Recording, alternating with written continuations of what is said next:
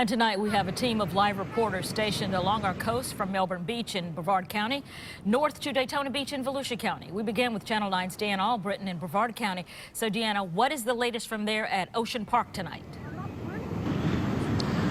So it is sunny. I am wearing my shorts actually right now because it's still pretty hot outside, but we are starting to see some change in the conditions as far as the wind and the surf. So first talking about the wind, it has gotten significantly windier in just the last hour. At last check, we're registering about 18 to 27 mile per hour winds. And now looking out at the water where you do see a few people swimming. This is something that the National Weather Service says is risky to do at this point, a high risk because of how strong the rip currents are right now. So I want to show you some of this video that we shot when we first got here. So you can see that the beach was a little more packed. A lot of people saying they're just trying to enjoy the only day this weekend that they feel like will have any good weather, because obviously we're looking at a lot of rain, a lot of wind tomorrow. But a lot of families that we did shoot video of before, they are staying close to the shore because they are worried about that rip current strength. And one man I spoke with described how it felt to be out there in the water just about an hour ago.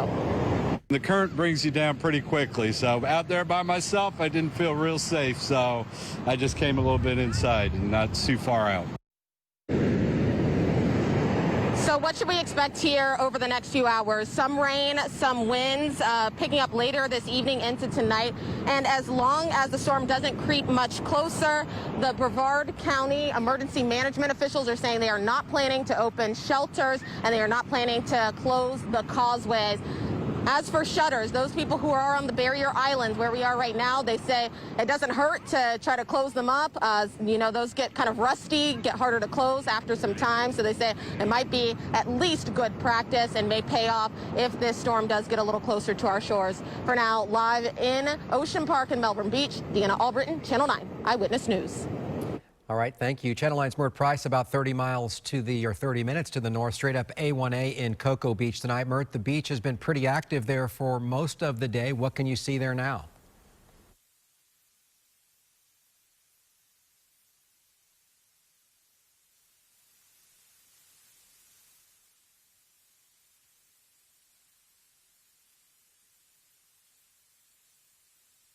Cocoa Beach Pier in the distance back there.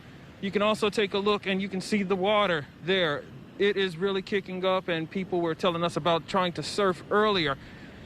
Today we actually spotted some homes, some homeowners that were preparing for the coming storm. They basically put up had their windows covered, and some that were in the process of covering their windows with shutters.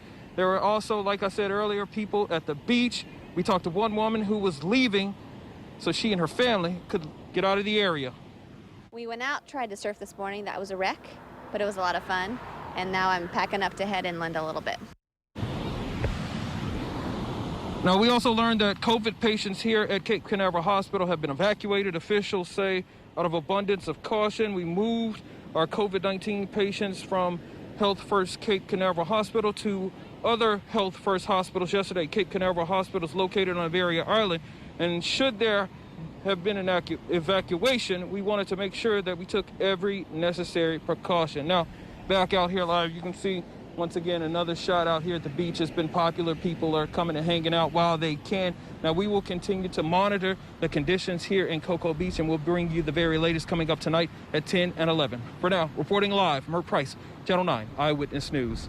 Our team coverage continues north up the coastline to Daytona Beach in Volusia County. In the last hour, county leaders went on Facebook and told residents to stay alert. They also said that they had pulled some people from the rough seas today with rip currents. Channel 9's Sierra Putman is live for us tonight. And Sierra, even though the storm has weakened, people there, according to the Coast Guard, should not let their guard down. And they really don't actually want people to be in the water because of the conditions out here. They actually have the red flags going, but you can see lots of people are out enjoying the beautiful water right now. And county leaders are really hoping that some of these people will use this beautiful weather to prepare their homes for this storm. Just take a look at the lifeguard stand over there. You can see it's anchored down as they prepare just in case the hurricane or a storm gets closer. And tomorrow at at 8, the county will issue a voluntary evacuation for people living on Barrier Island or near the coast, especially if they are living in mobile homes. The county manager says, yes, this might be a weaker storm than some of the other ones we've seen, but this one could be right on top of the county.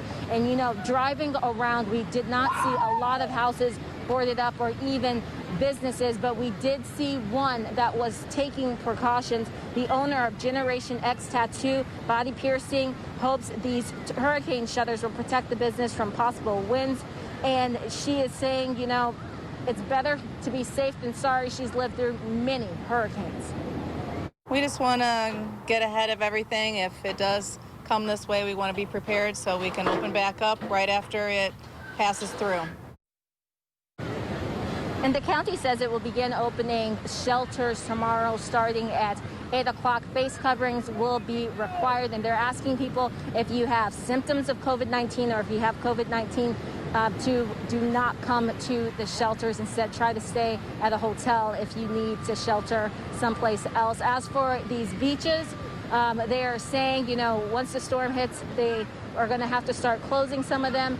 Reopening the beaches will take time based off how the storm impacts the beaches. Reporting live in Volusia County, Sierra Putman, Channel 9 Eyewitness News.